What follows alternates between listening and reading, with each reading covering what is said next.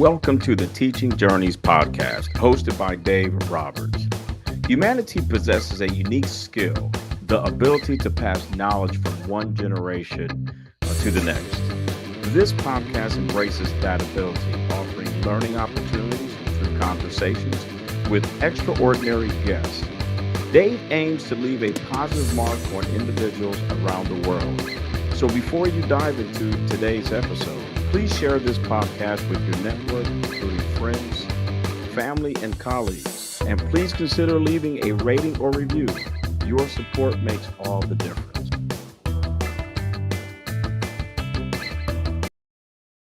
Hi, everyone, and welcome to another episode of the Teaching Journeys podcast. I'm your host, Dave Roberts, and today it is my pleasure to have as my guest, Debora J. Hollick.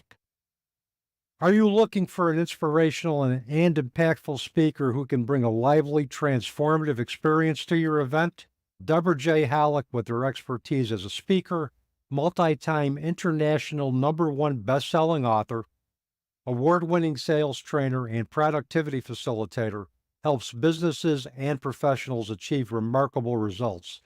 She is a divine wordsmith with an amazing gift for having the right words and ideas that resonate with the people she presents to, combining her creative mind with practical strategies to propel her audience forward. Her unique approach will help you shift your thoughts and boost productivity to new heights. Debora is available for speaking engagements, and she covers a range of customized, impactful topics, including customer service, unique visual perspective, which we're going to be getting into, I think, a little bit today. Debora is the accomplished author of the anthology book, Live Life in Wow, Nuggets of Wonder, Openness, and Wisdom, and co-author in several other inspiring books.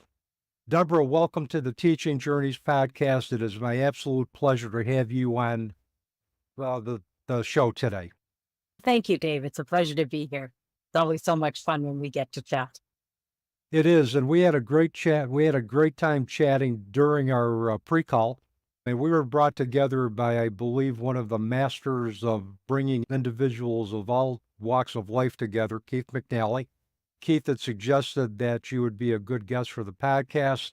We chatted, and it was a perfect fit, and I've been looking forward to speaking with you for some time now. Thank you. Yes, and I appreciate Keith for doing so. He is wonderful. He's also got a wonderful podcast, too, and great to be on his show as well. And I also thank him very much for bringing us together. With that, I guess we might as well get right down to it. My first question for you, Debora, is please tell our listeners about the experiences that have shaped your life path and your life passions. Wow, this could be a very long conversation. So I get around to what? There's a few things that, from incidences. I grew up on a farm, and we had, I think, a pretty good childhood all in all. When you come to experiences with life's journey, 3 sisters and a brother. I love growing up on a farm. I love the freedom that I grew up with. There are some memories of when I was a child that weren't the greatest, and one that shaped my life was a bullying incident with an adult. And just to make the long and short of it, I internalized the comments that were made and allowed them to affect me for a good majority of my life, which, as I look back on it now, was not the smartest decision. So I'm working on a book, actually, called The Bully Lives Within, to share that experience with others so that perhaps parents and adults will think twice a little bit before they say certain things to kids. So there's been a few instances about that sort of thing in my life, but I've moved beyond it, and I used to sing solo. So that was something that shaped my life. I'm very proud to have been gifted a voice, and should have probably done more with it, but life took me on a different path. I had shaped the tone at a pretty young age. I was 16 and wasn't in a fight or anything with my parents. I got a really good job, and we only had one vehicle, and so I had to really do some convincing with my dad, believe me. But I think that's when my sales skill started to develop, because to be able to convince him to let me leave home was nothing short of a small miracle, I'm sure. So I went on to do different jobs and luckily, again, I grew up at a time when jobs were plentiful and we basically knocked on a door, and if there was a position open and you were qualified, you got the job. It was just so much easier in so many ways. I learned how to speak to people. I learned how to just so many things that were so valuable about those experiences. You had to put yourself out there. It wasn't like now where you're behind a computer and you're phoned in with a form. Or I was always a curious person and always wanted to learn and grow and do things. I've been, again, very fortunate to be in different jobs and positions in my life where I had those opportunities. And I learned from so many great people. And that's one of the things that got me into doing what I call a selfie of a different sort. And it's one of the topics that I speak on. It sounds like you've had an interesting path and also a very empowering path at a young age. Like you said, at 16, I don't know too many parents who would let their daughters go out and try to strike it on their own. The fact that you were empowered at an early age to do that, I think, speaks volumes for the trust and the atmosphere that you grew up in, and particularly the values that were imparted in terms of learn to make your way in the world, get as many experiences as you can, and co-create your own reality in conjunction with the universe. And you got to do that at a young age, and not too many people get that opportunity, Deborah. I suppose that's true. And I still was in very close contact with my family all the time. My parents, my dad brought me food from the farm. And I used to go and help on the farm. It wasn't like I didn't live very far away. Basically, I was about 8.5 miles away from home. So it's not like I left to another province at that point in time. I am Canadian, so and I do speak in provinces. At that point in time, I wasn't too far away from home. I still really enjoyed the family very much. And I think that's the ideal. My college students said I picked Utica University because it was 2 to 3 hours from home. So I was far enough away from home to be autonomous, but close enough where I could still connect with family. And I think that's the ideal balance. One of the things that we talked about was a topic called Kirlian photography and your interest with that. First of all, what is Kirlian photography? What drew you to the technique? And how have you used it to inform your work with individuals who request services from you? Well, that certainly is an interesting phase of my life. And it has completely changed my attitude, the way I look at life. And I feel for most people that in fact, I don't know of anyone that I have done pictures for that didn't also have that same feeling. My mentor was Dr. Agnes Crawley, who's now not on this plane anymore, but she was an amazing, giving, intelligent, curious scientist. I had the pleasure of meeting her and getting to know her. And when she first took my column picture, it was astounding because I looked at this picture, and basically what Kirlian photography is in a nutshell, which this isn't the real scientific version, but it was discovered accidentally by Dr. Kirlian. And what he discovered was that, and what psychics and visionaries have been saying for thousands of years, is that we all have an energy field. But what he ended up doing accidentally was being able to take a picture. So over the years, it was perfected by him and others where you could take a picture of an animate, living object. There is energy in all of it. So that became very profound for me. And when she took a picture, it was a 4-exposure picture of the auras of the fingertip. She did different thoughts that we all have on this one Polaroid, 4 exposures on one film. And the first thought was a normal thought, just a thought that everybody has, whatever popped into their head. And of course, our subconscious picks it up faster than we do consciously, right? So you don't really have to wait for a person to think about it, because you can tell when the energy changes. And there was a normal thought. And then there was the next thought she suggested was a happy thought. So again, same procedure, but on this one, we just moved the fingers down a little bit on the Polaroid film. Then the next one was a frustrating thought. something that frustrated or made you angry. And the last thought on the same exposures was a purpose thought, whatever that meant to me. When I saw the picture after 60 seconds of it developing, those of us don't know what Polaroid pictures do, when you take that Polaroid out and take that film off and the chemicals develop the image. The image wasn't pretty. Believe me, it was not. And didn't consider myself to even then to be very negative or anything like that. But wow, when I looked at that picture, and she didn't even have to tell me that it wasn't a good picture. She didn't even have to tell me it was poor energy because I could see it on my own. And so that's when she read that and explained to me the different meridians and the thought, it was fragmented. And so I realized at that moment that it was going to be up to me to change. Nobody was going to be able to do it for me. And there it was, right there in living color. Mhm. So when you can see what thoughts actually look like, it changes your whole perspective.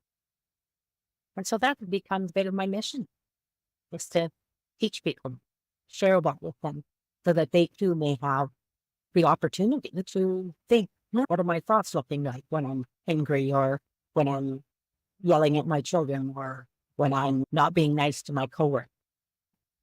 And it makes you think. It does, and particularly I think when you can see something and you can visualize it and see it in pictures, I think it has a terrific impact. And many of us are visual learners. Many of us respond more positively to visual stimuli. Many of us may tend to ponder on the course of our lives based on visual stimuli that are shown to us or pictures. But I do believe that there's different forms of energy. I think we're all energy anyway. And I think if we have a positive thought, our energy is going to align with that. If we have a negative thought, it's going to align with that. It's basically, we are what we manifest, and that comes out energetically. If we're having a good day and we're positive, we're going to attract positive individuals, positive events. If it's the opposite, we're going to attract negative energy, and we're going to run into a lot of different obstacles. I believe we are what we manifest, and we attract what we manifest. I agree 100%. And one of the things that I've learned, it wasn't so easy to learn either, Dave, was when I realized that I'm responsible, not Dr. Crowett, not my friends, not my parents. Nobody else was responsible for my thoughts wherever it's there. And this just adds to that element. And I agree with you. We're responsible for what we manifest. And if we're not manifesting what we want, we have to take a look at how we're thinking. Wasn't it the late Zig Ziglar who said, give yourself a check from the neck up to change your stinking thinking? Wasn't that his quote? Yep, I believe that was. And Zig Ziglar's been known for a lot of profound truths anyway. But I think you're right. I think we tend to change more quickly and for the better when we assume responsibility for our own actions and not blame anybody else. That to me is the key to overcoming any type of challenge or achieving our goals, is being accountable. And the other thing is also being aware that we are responsible for the consequences that we bring in, because every behavioral choice, every thought that we have has a consequence that's attached to that. And I always tell individuals, if you're going to choose a consequence, make sure you're choosing wisely. Very sage advice. And you mentioned blame, right? Not to blame anyone else. I think it's important for us to let go of the blame for ourselves for something, especially when we weren't aware. But if we didn't know, if you don't know, then you can't, to blame yourself isn't fair either. No. But once you know better, then you have the responsibility to do that. I think most people do the best they can, given the circumstances they were dealt with. But once they have a chance to analyze that, it's our responsibility, I believe, to say, okay, what can I learn from this experience? What do I need to improve? And how can I use that prior event in my life to construct the present and future of my choosing moving forward? And we're all going to make mistakes. We're living the human experience, but It's how we respond to the mistakes that we make. And it's what we choose to learn from that's going to determine the quality of that interaction. 100%. 100%. I agree with you. And do you think it's okay, Dave, if I was to show some pictures if we could share and just think that'd be all right?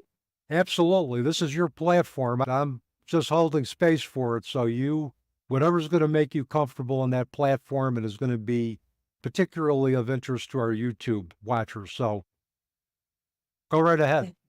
For people who are listening on audio, they'll have to go to the YouTube to see the picture. Can you see it, Dave? I could see it. All right. This is what I call a selfie of a different sort. And I'm just going to do what I like call the Reader's Digest version on this was just some slides for the presentation. Here's one of those pictures that I mentioned, but well, the one that what I said didn't look very good. On the top here, if you can all see this top row with the fingertips and the aura around the fingertips, so that's the energy. Yep. You can see it's very broken, and that was the happy thought. And then the next one was the normal thought, and the next one was the frustration. And then, remember I mentioned there was a fourth one that was the perfect thought? It's not even existent except in dark circles here. So, as I say, it's not a very pretty picture. You can see there's fragment, and if you can see, Dave, can you see this frustration line here, how much brighter it is than all the rest? Can you tell? That tells you where my energy was. Yep. Most of it was going to frustration. So this is a picture that I'll go into more, but I think I mentioned to you that to the best of my knowledge, I'm the only person in the world who's done a study in business using Kirlian photography. And this was one of the pictures from there. So again, the fourth thought, normal, pardon me, is very fragmented and not much energy. Frustration, a lot of energy there. And I was saying that this person, maybe their perfect thought, obviously they're very frustrated because the questions were about work. They're very frustrated with their work. And then the perfect thought, I said, perhaps wasn't even that they wanted to be there. So it really a lot of focus on negativity at work, which isn't good for anybody.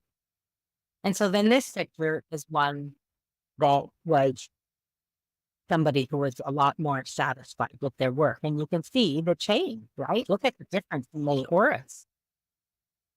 So I guess if you go to this picture and jump to this picture, you improve. But then look what happens when you see this picture. Very balanced energy, nice, thick auras on all levels, and lots of intuition and lots going on. And I think this might be somebody a person might want to hang out with. Yeah, for sure. Because that was mine. That's fascinating. You can see the intensity of the energy rings, as I'll call them, to be extremely high for those people with greater satisfaction, those people who had a really balanced emotional state, as opposed to individuals who are just simply frustrated, sad. You can see the difference in terms of our energy fields. I think that's fascinating. That's fascinating. One of the things, Dave, that I didn't mention also the fingers, those the different meridians that it pertains to in the body. You've got your heart meridian, your intuitive, just the 4 different meridians that they pertain to, which also can tell you different nutritional balance, can tell you emotional imbalance, all sorts of things.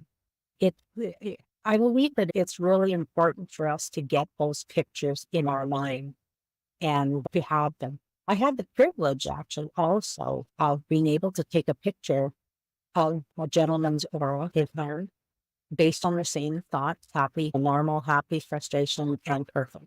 And he was a gentleman who had cancer, and he was having a Reiki treatment.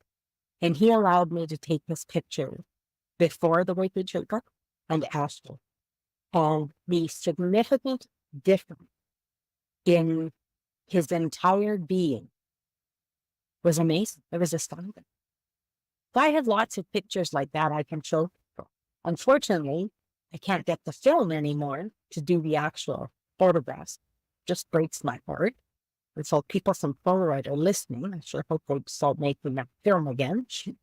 Yeah. And I'd like to be able to share this with everybody in the world to help them just change their thinking, help uplift everywhere. I like to share this at work because we spend so much of our lives working. And a lot of people, now we have hybrid and we have more people working at home. But when people are with other people and other people's energies, we affect other people's energy, whether we think we are or not. We might be thinking, oh, I'm just in a bad mood, but nobody knows. Yes, they do. And the other thing is that other people's energy affects us, and particularly if we're empaths. Empaths are very energy sensitive, and they take in a lot of negative and positive energy, which also affects their own internal energy fields. It keeps them out of balance, which is why, and I've talked to a lot of holistic practitioners who really suggest protective meditations, white light meditations, as a form of self-care for individuals who are energy sensitive, who carry not only their own energetic challenges, but those of others. Self-care needs to be emphasized in any helping profession, but particularly when you're looking at individuals who are very energy sensitive, that's even more crucial that be a part of their ongoing self-improvement program. I agree. And one thing about Kirlian photography, too, it's used in medicine, anthology, all sorts of modalities. Some people, oh, it will way out there. Not really. It's been proven that we all have an energy field and we can't share energy. So the other thing too, you mentioned the individual whose energy looked much more balanced, much more positive, intense, and in alignment after Reiki. There's been research where that has indicated that several holistic practices, whether it's Reiki, whether it's yoga, whether it's meditation, can improve physical and mental health care outcomes. Now, of course, we can't dispel the role that Western medicine has and the utility of Western medicine, but we're looking now, I think, at more integrative approaches. I think you're seeing where holistic practices can form a nice integration with established empirical-based medical practices or scientific practices. And I think that's becoming more and more key, that we are going to be, I think, aligned more towards integrative practices than just being discipline specific. I agree. And I hope it does get more and more because there's such value in all of it. To me, I believe it's all, for some people call it God, some people call it something else, call it whatever you want, but it's all gifts that we've been given. And we're living in a time, we're blessed to live in a time of modern technology that it is just so amazing. Here you and I are on opposite ends of two countries, right across, and here we are having a wonderful chat. We can see each other. I remember when they used to say, oh, someday we're going to be able to talk to people and see them. And I remember thinking, wow. Yeah, this is one of the things about COVID, if there's a positive side to the COVID piece, was that we had to use Zoom, we had to use Google Hangouts, we had to use a variety of different video chat apps to begin to bridge that connection. And what it did is it brought a lot of us together from different countries. I talked to somebody yesterday from New Zealand over Zoom, and we could never have done that 30 years ago. I have a fellow that helps me with YouTube and other things, and he's in Bangladesh. Yep. And we chat on a regular basis, and it's Yep. wonderful. And I would never have met him before, had it not been for the internet and things like that. But it really is an amazing time. Well, you mentioned that you did some research with Kirlian photography in the business world. What were the results, and how did those results inform your work in your business, which I believe is Smash Through Mentor? Am I correct? Yeah, that's what I've become, I guess. That bestowed upon me by one of my friends. It's just because I believe in getting it done. Let's just get it done and have some fun doing it. And then that's how all that became. But yes, I did do a study with a business that graciously allowed me to come in, and the volunteers and executives, management, staff, it was all volunteer. Nobody was forced by any means to do it, but everybody was pretty excited. And I did exactly that. I took pictures of them based on work, questions about work, a normal thought about work, happy, frustrating, and purple. And then I showed them the picture. We chatted for about 5 minutes, and I didn't ever know what any of them were thinking. And I didn't want to know. And to this day, I don't. The big part about that is because the practitioner doesn't know, the person, when they see the picture, knows it's there. Yep. There's no influence on the practitioner because you have no idea what they're thinking. So we chatted, and I would read the picture for them and share with them the information, as I do when I'm speaking now and teaching people about this and other things to do with sales. And I'll go into much greater detail than obviously I can go into here. But then we talk and we feel this thought here. You can see where the energy, you're focusing a lot of your energy on frustration. Is there something in your mind that you could just look at to make it less frustrating for you? Is there anything that you could feel? And so we went through every thought like that. And then so that was about 5 minutes that I would go over things with them. And then we took another picture. And they got to see the difference. Just with that short, tiny period of time. And that's how fast David can change. It was fascinating, and it was life altering for many of those people. And some of them I do know, and they still talk about it. And it's been many years since I did that study, but it's as valid today as it was then. Yeah, I think if we are with a supportive mentor, a supportive consultant who essentially empowers individuals and instills hope that they can change the way they think, and they buy into that message because they buy into the persona of the consultant that they're dealing with, it's a powerful paradigm shift. And cognitive behavioral therapy is something that has been an evidence-based practice that we've used across all types with all types of individuals who've experienced challenges. And it works. And particularly when the person is motivated to change and they're receptive to change and they trust the message of the person that they're working with, that change is going to be almost literally going to be mind-boggling, and it's going to be transformative. And it was for me. And I'll maintain that, like I say, everybody I'll come in contact with has basically felt the same, that they were on the right, that the way they were thinking was valid and beneficial for themselves. And it was a picture that they could look at and remember that feeling. And that's an important thing too, because we know when we're feeling down, negative, or anything, we know our energy isn't up there, that it's not good. We know that. It doesn't take a rocket scientist to tell us. You don't need a Kirlian picture to even tell you that. No. Because we all know. But when we can see it, and then we go, oh, geez, my energy's really down today. Okay, so how can I change that? What would my picture look like? Oh, it wouldn't be very pretty. Okay, I want a better picture. So how do I look at that? And that's really all it takes. It doesn't have to be monumental steps. You can't go from being in despair or anger and frustration to ecstasy in a heartbeat. Unless you've just found out you won the lotto, maybe that'll do it. It's baby steps. So you're not going to go from being down and out or being depressed or feeling hopeless to ecstasy in 1 or 2 sessions. It's baby steps, and we have to celebrate whatever progress, however big or small, along the way. So if you took 2 steps forward and 1 step backwards, you still made progress. You're still 1 step ahead of where you were before. And it's just to celebrate those small steps and focus on movement, not the time it takes to get from point A to point B to point C.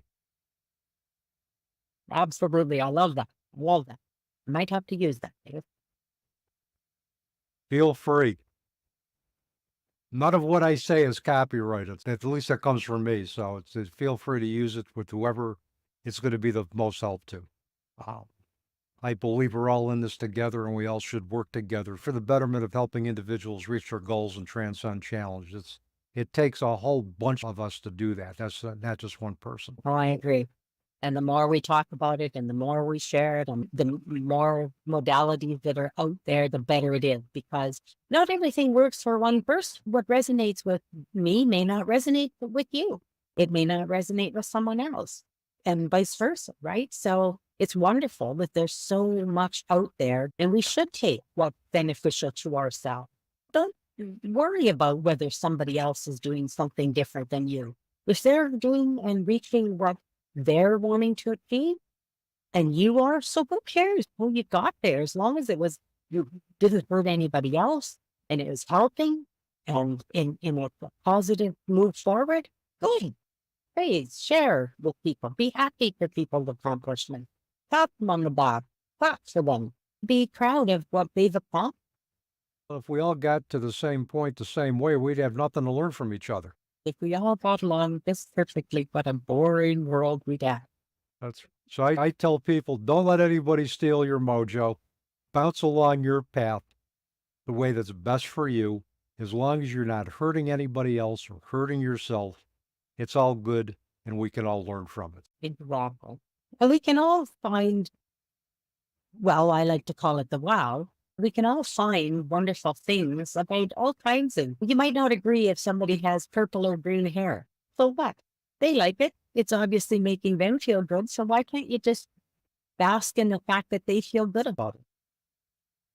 Bask in the fact that they're celebrating their individuality and that behind the purple hair is an individual that, in all likelihood, is going to have values, is going to have a sense of right or wrong, who's going to be intelligent, who's going to want to make their mark in the world. So if they got purple hair or green hair or wearing their hair down to their butt, it doesn't matter.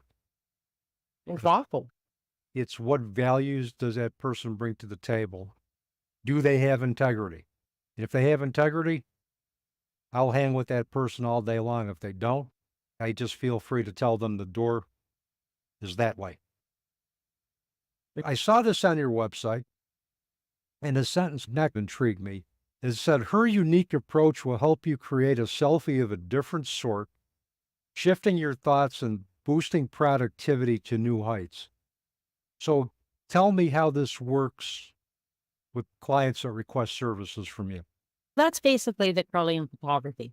When I show people the thought and teach them about what they mean, when I can go into detail about the pictures and different pictures so people can get a well-rounded picture of different thoughts and different scenarios and of all different walks of life and different situations. But when I can explain that to people, and it is a selfie of a different sort because you're looking internally at your own selfie. It's not a selfie that you're taking with your camera. It's a selfie that we're taking internally. And only you know what that's going to look like. Only you are going to see that picture in your mind. Why I feel that it boosts productivity is because when people have that benchmark to work with, and they know that when they're changing the way they think toward what they want and away from what they don't, or what they're focused upon that maybe isn't feeling so great at the time, but they have the power to change that. What empowers people, and when you're empowered, you feel better about yourself. You feel better about the world around you, and you feel better about what you can accomplish. So I feel that it makes a huge difference in sales, in working with other people, with colleagues. It just makes a whole different environment. And because I've got such a strong sales background for so many years and have done so well in the area of sales, that when I teach this to people, they can apply it directly. Yeah. But it's applicable on every walk of life. I think if you change the way you think, your behavior follows suit. If your thoughts are self-defeating, your behavior is going to be self-defeating. It stands to reason that if your thoughts are positive, your behavior is going to be positive, and it's going to be more goal-directed, it's going to be more goal-oriented, and it's going to translate into productivity in all areas of that person's life, whether it be relationships, whether it be business, whether it be with family. It's just going to have a trickle-down effect. And thoughts are powerful. I agree. Like I say, we don't need someone else to prove that to us. No. We can just look back and take an inventory of our own life, and we can figure that out. I encourage people to do that. I encourage people to look back over their life. I can look back to pretty much my entire adult life for sure. And I can tell you, based on the experiences that were occurring in my life at that time, where my energy was at. And like I say, I had attracted some things that weren't so absolutely wonderful to myself. As I look back on it, and not all that proud of some of them, but you know what? I look back and I learned from them. And what did I learn? I changed the way I was thinking. and how did it change for me and what came next. And I think we learn as much or more from the missteps in our lives than we do from the good things that happen, because it's in the mistakes that we make or the decisions that we made that we thought were going to turn out a certain way that didn't, is that we learn the most about ourselves and about the world around us. I think mistakes are part of the deal of the human experience anyway, and that if we look at mistakes as information, they don't become something that weighs us down. We just look at it as, okay, this happened. What can I do moving forward? It's an experience. Yeah. And as Abraham Hicks says, you have to have contrast to make a decision. We have to have contrast to make any decision. And when we think that, but contrast doesn't mean it has to be negative. Contrast is, do I drink from the blue coffee cup today or the clear glass? Yep. That's contrast, but it's not negative. Take it down. Yeah. You're still going to be able to have coffee if you want coffee. Yeah, absolutely. It's just which cup are we empowering ourselves to choose for that day? Exactly. And we can dictate contrast as it relates to what's going on in our own lives. And you're right, it doesn't necessarily have to be negative. It just means we need a little bit of a change of scenery. We need a little bit of a change of pace or a change of thinking or a change of strategy. I think we just are in a constant state of adjustment. And when we look at that and we look at it as just adjusting in a good way, life just gets better and better. Okay, well, a little bit cloudy today and a little bit cool. We'll just adjust and wear a sweater. Right? You don't get all mad and upset. It's a little bit cool outside and you have to wear a sweater. Yeah, in doing that, you conserve your energy on things that matter. And you pick which battle you're going to fight that day, as opposed to leaking energy over things that we have no control of. So you mentioned the wow earlier. That's going to lead me into my next question about what inspired your book, Live Life in the Wow, Nuggets of Wonder, Openness, and Wisdom. And what are you hoping readers take away from your book? Wow is an acronym. Here's the book itself. You can see that there. Yeah, I can. Is wonder, the wow is wonder, openness, and wisdom. And again, just like with the Kirlian photography and changing the way we think, my other favorite topic is wow. And I say wow all the time. And I believe there's some sort of wow in every language and everywhere, whatever it may be. But I believe there's that expression everywhere. I haven't done major research on it, so I'm not sure, but all about the beliefs I like to hold. I'm encouraging people through the book to look for the wow in every experience. And again, it's easy for us to do that when things are just going along wonderfully. Oh, we're happy and everything's wonderful. And so it's easy to find the wow in those kinds of situations. But I really want to encourage people to find the wow in every situation. Sometimes the wow that we find in the situations that are what one might call a negative experience or a learning experience, or even more profound than the ones that we find. So that is what this book was all about. I wrote this book with and on behalf of 14 other authors. The stories in it are amazing. What makes this book a little bit different is that there's a wow summary written by each of the authors with their takeaway on what they felt the biggest wow was in their story. And what we've done is we've included the contact information for each of the authors for people to to actually have conversations with, create dialogue, talk to them, find out. Maybe you read the story and you have a different wow take. What a wonderful dialogue that made and conversation.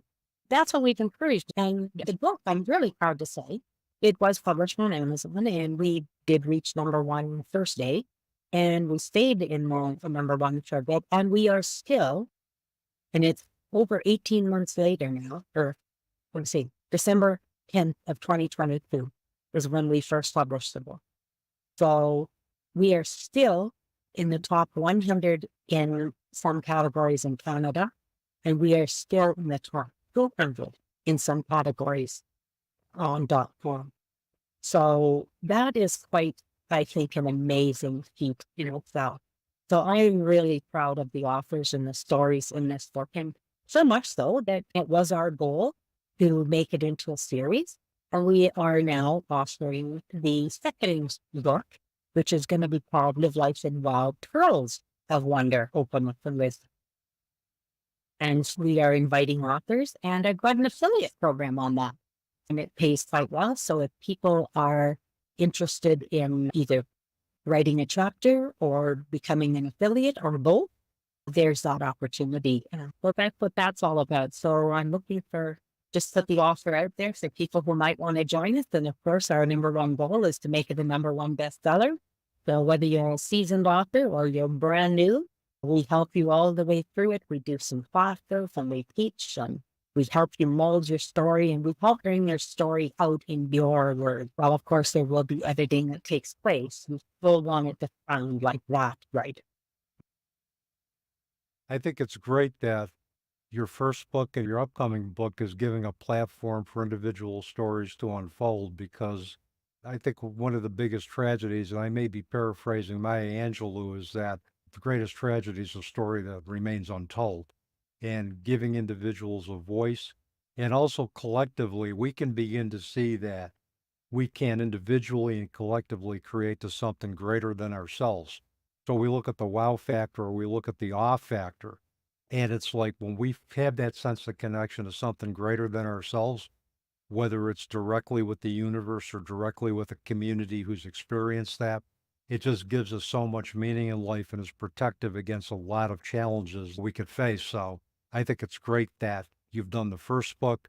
I'm glad to see that the second one is on the horizon, and I know that's going to be a great read. So we'll probably looking forward to maybe we can have you back when the book is close to completion or ready to be dropped, and we can do a podcast around that whole experience too. Oh, I'd love that, Dave. Thank you so much. That would be an honor and a pleasure for sure. You're welcome. One of the last questions I have for you, if you're going to leave our audience with one thing today, Deborah, what would that be? It would be to look for the wonder, the openness, and the wisdom. And to really think about how you want your life to go and what thoughts, how are your thoughts shaping that life goal. I like it. I like it. Those are good words of wisdom, particularly in the context of what we've been talking about today. So thank you for that.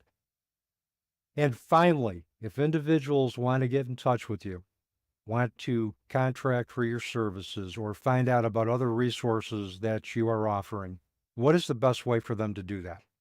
I really love it when people reach out on LinkedIn. I am on LinkedIn under Debora J. Hollick, so feel free to do a search and look me up there, and I think we'll have the link in the notes probably.